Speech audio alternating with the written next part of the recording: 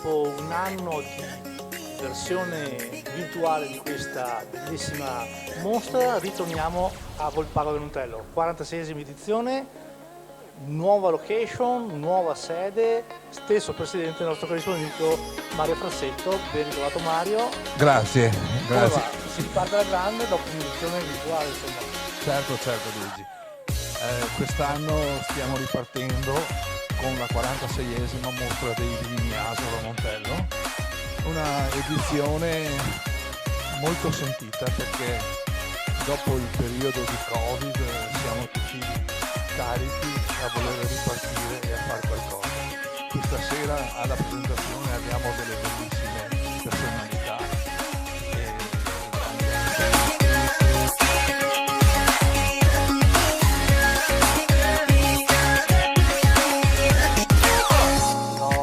spoilerato io durante la presentazione iniziale, però la nuova location va presentata alla grande dal Presidente.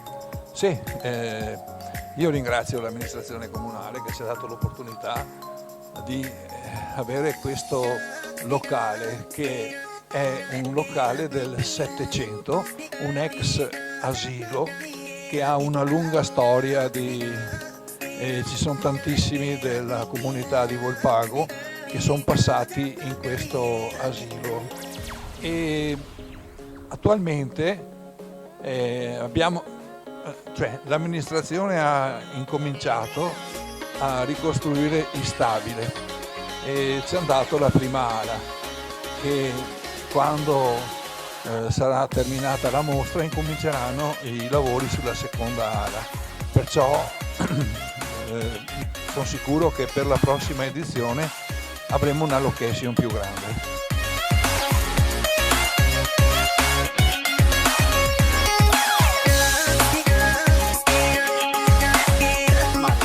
Torniamo alla 46esima mostra, questa sera in inaugurazione, abbiamo visto, stiamo vedendo un'immagine del taglio, serata a tema, un ringraziamento a tutti i produttori e all'amministrazione.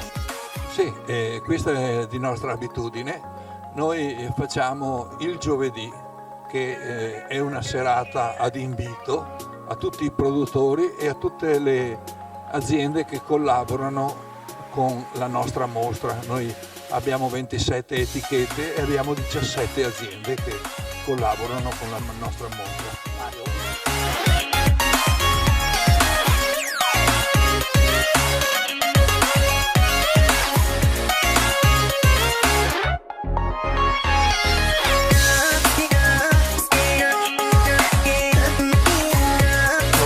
Un attimino dentro cucina, ho visto che ci saranno serviti dei piatti tipici a chilometro zero. Abbiamo tutto a chilometro zero perché noi tutti i prodotti che trasformiamo sono della comunità di Volpago.